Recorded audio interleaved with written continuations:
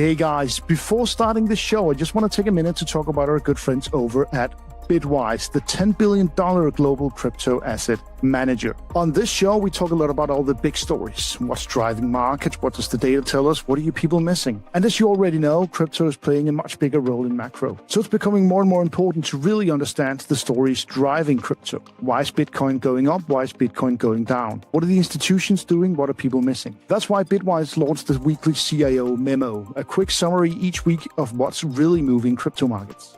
It's written by the CEO, Matt Hogan. Matt's one of the best in business at bridging the worlds of traditional finance and crypto. It's really a great read. It's clear, it's bold, and it's very thoughtful. I highly recommend it to anyone who wants the latest insights and hottest takes in the crypto world. So head on over to bitwiseinvestments.com/CIO memo. That's bitwiseinvestments.com/CIO memo. Check it out for yourselves. Always, of course, carefully consider the extreme risks associated with crypto.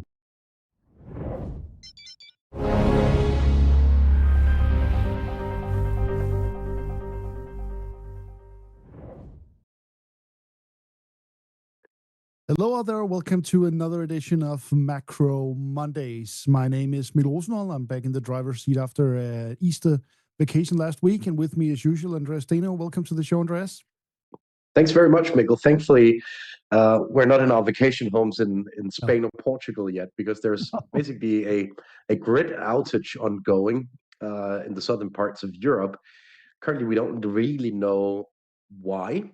I think the local authorities had a call with local reporters just recently, maybe an hour ago, and apparently there is something going on there. So I can't recall having seen such a blackout in Europe before, but something is going on in Spain and Portugal. Yeah, it's very, very rare in Europe, especially as you have this on a countrywide level. And obviously the why or who is the most interesting part here. It could just be some error. I think for many people down there, are they even going to notice? I mean, you probably spend most of the day outside there or having siesta. So I don't know if they've even noticed down there, but they will be in the evening. Anyway, Andreas, we have lots of power up here. As long as we can we can tap onto nuclear plants around Northern Europe, so that that works really well for us.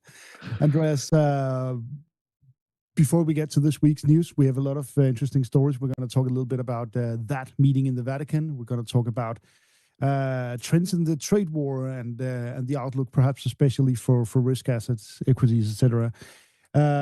Before we get to all that, just a reminder that this is our weekly sneak peek into the analysis and research that we do at Steno Research and publish at Real Vision.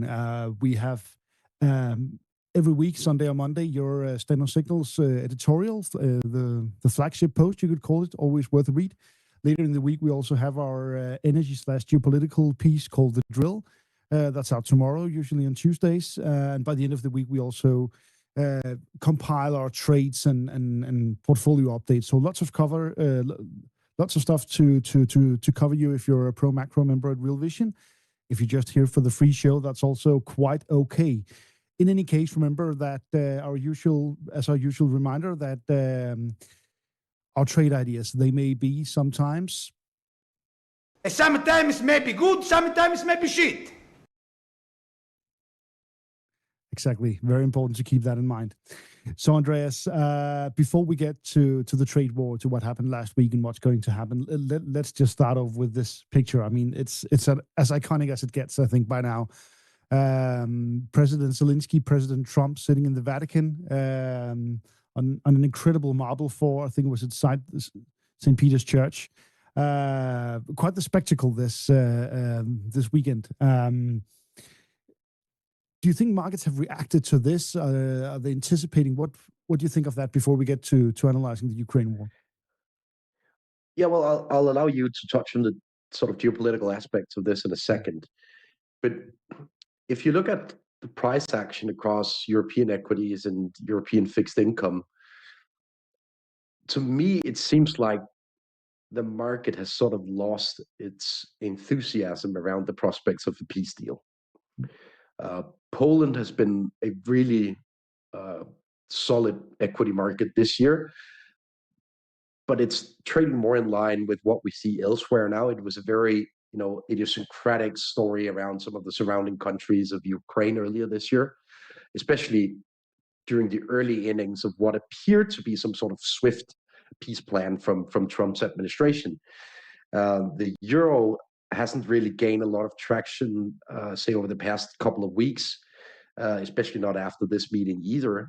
We're rather seeing a slight move in the opposite direction now for the euro versus the dollar. And in energy markets, we haven't really seen any major response to this either. I don't know what these two guys talked about, or I guess I know the topic, but we haven't heard a lot about what was actually said there. I could see on my Bloomberg screens, basically, was it 50 minutes ago, maybe an hour ago, Mikkel, that Ukraine now suggests a 30-day ceasefire again. But I kind of struggle to be enthusiastic as well about the peace prospects, but I don't know whether you see it differently from me. I'm perhaps slightly more upbeat here. I think what we're seeing from the parties right now is that they are obviously standing very, very firm on their demands, especially the Russians, but they're also trying to keep this process alive. So obviously it's a little bit laughable that President Putin has announced that he will, over the, I think it's the 8th of May, 9th of May, they're celebrating the Victory Day from the victory over Hitler Germany. They will be conducting a 72-hour truce. And obviously the Ukrainians are laughing at that. In any case, this suggests to me, and they did a similar attempt at a truce over Easter, which was not really a truce, wasn't really kept by anyone or respected by anyone, but it signals to me that the Russians want to do just enough to keep Trump in this process. They want to keep the US in the room and the talks ongoing, but they want to stall them as much as possible. At least that's better than the Russians leaving the room, that they're trying to keep everyone in the room. It's not a sign that we're going to have an all-out ceasefire really soon. There are still some major hiccups to that. I think one of the discussion points in the Vatican was most likely President Zelensky's refusal to even consider acknowledging Russian control over the Crimea Peninsula. It's a fair stance for him to have, but it's not very constructive to go out in the Wall Street Journal with such a stance. That's not really helpful for negotiations. So I understand why the U.S. was really displeased with this. Obviously, the U.S. has also criticized Putin for launching massive attacks against Kiev, etc. So there is absolutely zero trust between the parties. The U.S. is trying to broker this peace deal. Trump and his team has done a terrible job so far, we have to admit. But they're still in the room. They're still talking. There might be some movements. So I'm still a little bit hopeful that we might get some peace before summer. But as you said, it seems like markets are getting really, really tired of this story. And even an all-out peace deal might not move the needle too much for European equities. Might move a little bit in the nat gas, oil markets, and perhaps also in softer commodities. But yeah. But Mikkel, I guess it also depends on who's going to pay the bill here. Yeah, because there will obviously be a big bill to pick up, almost no matter how this peace talk ends. And at least we got a small, early glimpse of what could happen if we get some sort of a ceasefire that is funded by Europe, which I guess is what Trump and J.D. Vance and so on and so forth ultimately wants Europe to do. They want Europe to do, right? So the point here is we saw a spike in European bond yields on the back of this headline. And that's probably something you should consider. If we get a peace deal, Germany will have to pay a lot.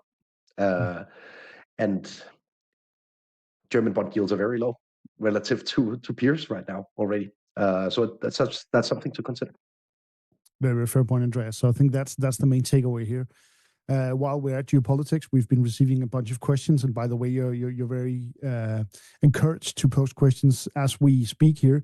We've received some questions about what's going on in South Asia between Pakistan and India. Just a very, very quick brief there. Last week we had a major terrorist attack with an Indian-controlled Kashmir. India claims links to the Pakistani government. We haven't seen really any evidence of this so far, but it's not too far-fetched based on what we've seen before. This has caused both sides to escalate diplomatically and carry out missile tests in the waters south of Pakistan. Also caused the Indians to cut off some of the water supply, which is I think it's called the jugular vein of Pakistan. It was usually called, or the rivers coming from the Himalaya mountains. So very, very tense situation. The reason why we're talking about it is obviously because both sides have nuclear weapons, and we know that the Pakistani nuclear doctrine is that they don't have to be attacked by nukes before they attack themselves. A sufficiently large conventional attack may trigger a nuclear launch from Pakistan. We're nowhere near that point yet, but just something to keep note of, because this could trigger some instability and uncertainty in markets, especially as India is a cornerstone in this ongoing trade war, Andreas, and perhaps that's a pivot to talk that way. We touched upon, I think, last week a little bit about Apple and iPhone production. Now it seems like most of the iPhone 7 is going to be produced in India as part of this trade war. But in other news last week, we had Donald Trump essentially perhaps tiptoeing his way towards a U-turn. Was that what you saw? I think it was on Wednesday or the night before Wednesday, which the market really, really welcomed. We had some positive news about him not wanting to fire Jay Powell. So where do you see this trade war right now, Andreas? So maybe we could start with a comment on the trade ties between the US and India. Initially, I thought India would be a country suffering a lot from these reciprocal tariffs, as India have very, very high import duties on everything from food to steel and aluminum, stuff like that. India has actually responded pretty well to the attempts of cornering China from the US administration. We've seen a response from India where they've added import duties on Chinese stuff in response to this trade war, which is exactly what Trump and Bessent want from India, to see progress in the trade talks between the US and India. Scott Bessent said, just recently, that India is probably the country that will get a trade deal first. My best guess a week ago would have been Japan, but Japan and India are being fast-tracked, both of them, since the US can use these two huge countries, huge trade partners, to corner China in these ongoing negotiations. In relation to what's ongoing between the US and China, and I'm very curious to hear your thoughts on whether they actually talk to each other. That's basically been, the talk of the town over the past 7 days. China keeps saying, no, we don't talk to the US at all. And Trump is stating every day that they've had meetings with China. So what's going on here? I read a really, really interesting report published by a guy called Ray Wang on X on Saturday. And I'm basically reading out aloud now that the report said that US retailers informed Chinese suppliers of a decision to continue shipments from China to the US of retail goods after a meeting between the Trump administration and some of these big retailers. Think of Walmart and the likes, right? Home Depot or something.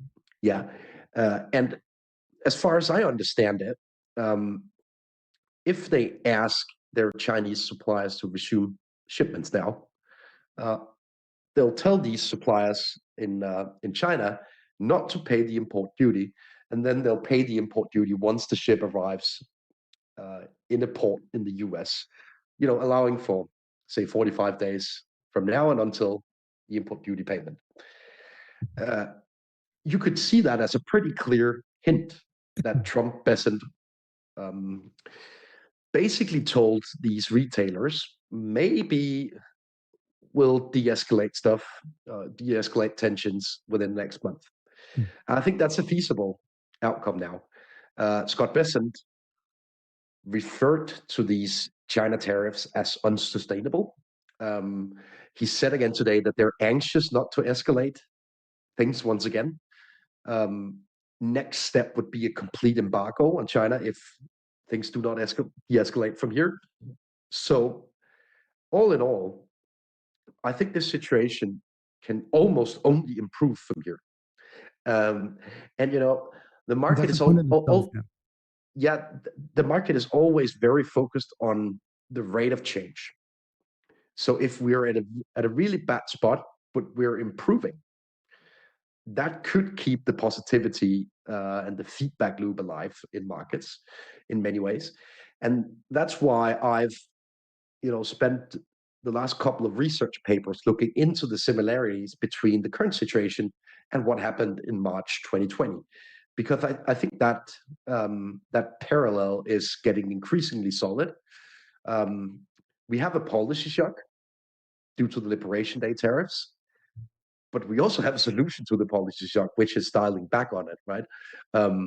So to an extent, it feels very reminiscent of this lockdown reopening playbook, where you have a policy decision with a big economic impact, but you also have the solution. You can just reopen again, right? Yeah, and the solution seems to be much more upfront, because back in 2020, you did have a supply shock. It seems like the Trump administration is trying to prevent a supply shock by letting, or by getting Walmart, Home Depot, etc., to keep shipments from China flowing. Because if you got a 1 to 2 month gap in shipments from China, that would be a supply shock to consumer markets, even though we've had a lot of front loading of stocks before these tariffs. Yeah. But maybe we can show a chart on the container volumes from China, because it's obviously one of the charts that you need to track on more or less a daily basis at the moment to figure out whether we have a supply shock upcoming. I'm of the view that we had a lot of front loading ahead of the tariffs deadline. And as you can see, we basically had front loading all the way up until a few days after the Liberation Day in container volumes departing China. You can, of course, argue that the slump that we've seen, say, over the past 12, 13 days is more than enough to create some sort of vacuum, a couple of weeks into June, roughly, during that time span. And I hold sympathy for that view, but a vacuum of a couple of weeks is manageable, because we know that inventories are very full of finished goods already. We've seen a tremendous amount of front loading since everyone kind of knew that this deadline was upcoming. And this chart from the Richmond Fed survey is probably the best chart I have in my macro slide deck right now. And we only have one instance in the history of this manufacturing survey, a very representative survey, of larger finished goods than new orders. So the light blue being above the dark blue here. It's rare. But we saw that exact same pattern back in March and April 2020. So we have a lot of finished goods. We have very few orders incoming because everyone was kind of, licking their wounds after this shock, which essentially means, and I stick to this extremely contrarian call, that I think inflation will drop a lot over the next, say, 2 or 3 months. Think of the inflation developments between March and June 2020. We actually had a pretty steep drop in yearly inflation in the US amidst the onset of the lockdown during the early innings of the pandemic. Again, that's kind of counterintuitive, since we basically had a lockdown of the global supply chain in many ways as well. But there's also a demand shock, and typically, you get a very, very swift reaction ahead of stuff like a lockdown or a tariff shock upcoming, meaning that a lot of people have loaded up on inventories ahead of these things. So you can deal with a vacuum if the vacuum is not prolonged. And if the vacuum, say, is between 3-4 weeks at the max, from a shipping perspective, we'll manage. So the whole question now boils down to whether we get some sort of de-escalation during May.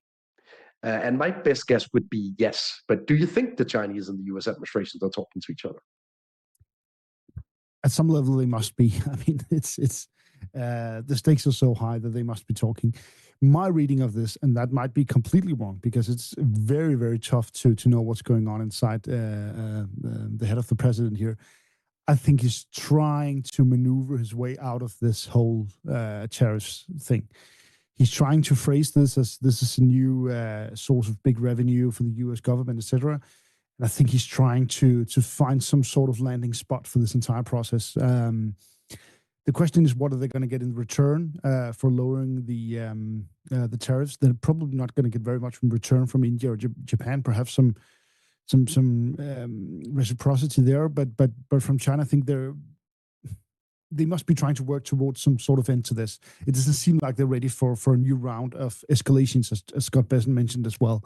So I think they're growing a little bit tired of this, just like they're growing very tired of the Ukraine situation, and they're probably trying to find some landing grounds for this and get back to focus on internal matters, because Trump's approval ratings are sliding fast. He's not having very much luck on the global stage here, neither with Ukraine or with the trade war against China. So it's he needs a couple of results that you can sell as victories and then get onto other stuff. That's my reading of this.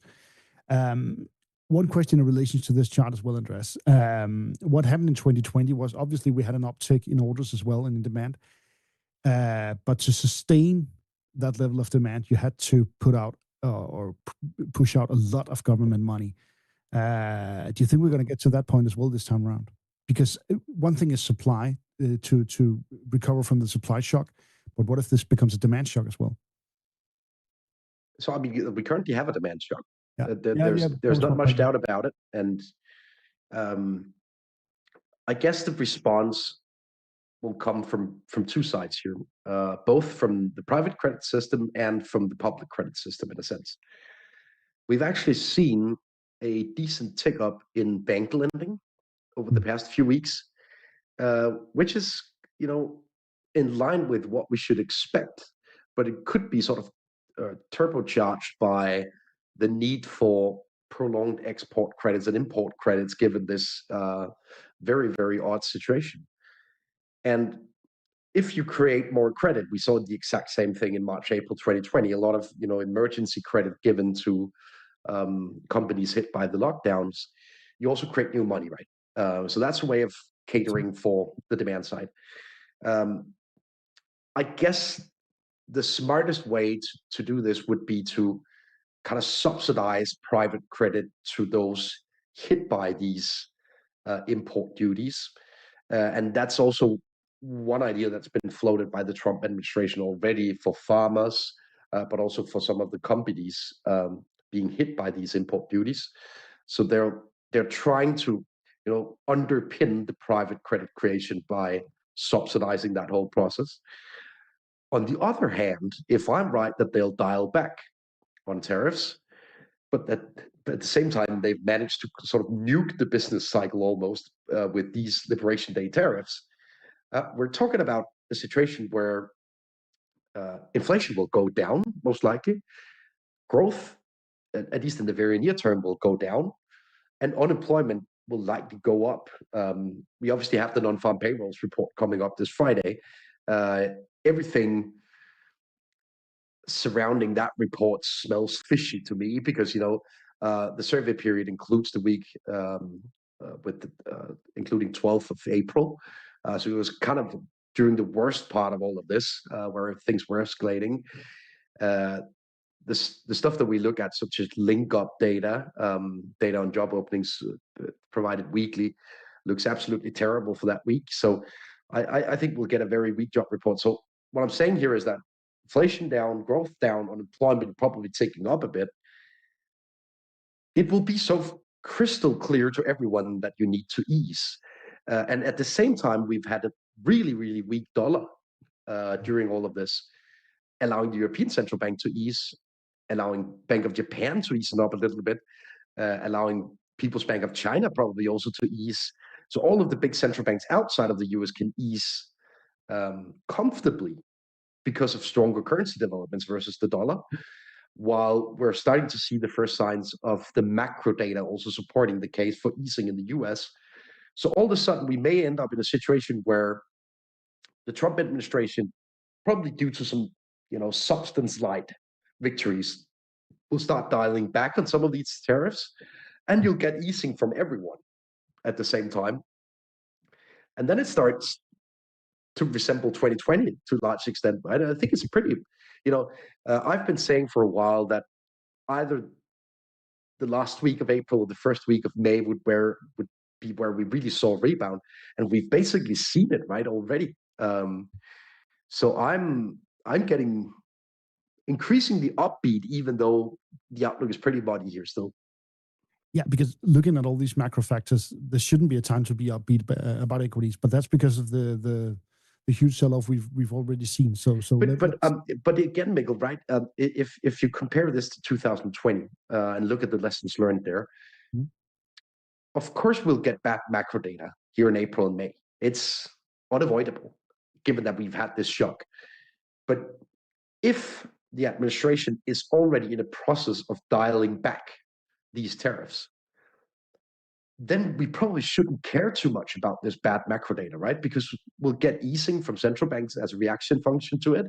We know that the problem is solved, so to speak. At least we're dialing back on the issue. And we may get a very coordinated easing campaign out of this on a global scale. So on some days, I kind of think this was maybe the plan all along.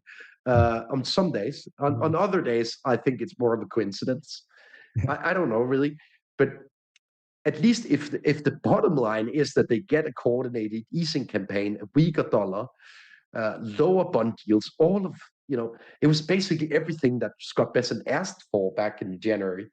But they figure out they couldn't get this done without nuking the process a little bit. Yeah, and I mean it is kind of everything put in reverse.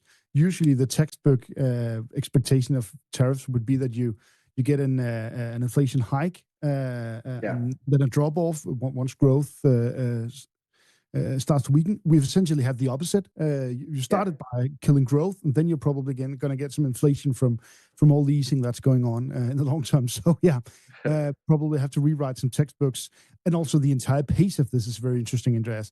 Seems like the pacing of policy news is just too much for macro data to keep up with to keep it relevant. That's a whole other discussion, Andreas. We're coming towards the end of the show, so let's just have one trade or some ideas into some positions that you're really hot about right now, Andreas. Yeah, so we've had a great month in the macro portfolio that we also reveal to our pro macro subscribers at Real Vision, at Steno Research here. Among other things, because we leaned into some of the trades performing when the dollar weakens. So the debasement trades have been solid through the month, gold, Bitcoin. We've had a couple of very, very good niche bets in European equities. We're also starting to see lower bond yields in parts of the curve in the U.S.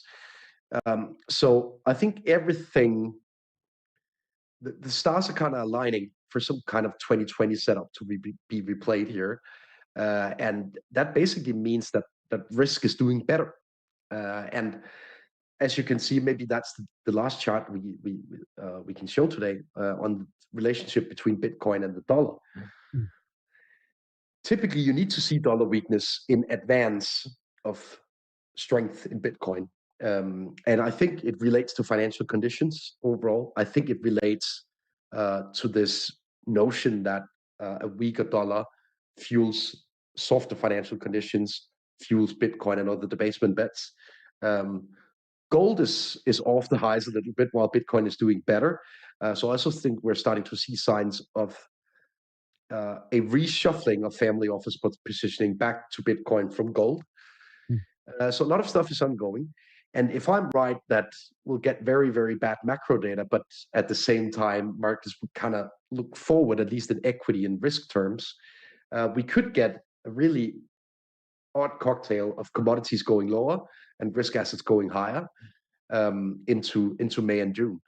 And again, that would look a lot like the second quarter of 2020. So go check out all of the research that we've done on the reminiscence to the early innings of the pandemic, because I think it's the only feasible playbook that you have to follow here, given that the policy shock resembles the policy shock of a lockdown plus a reopening to a large extent.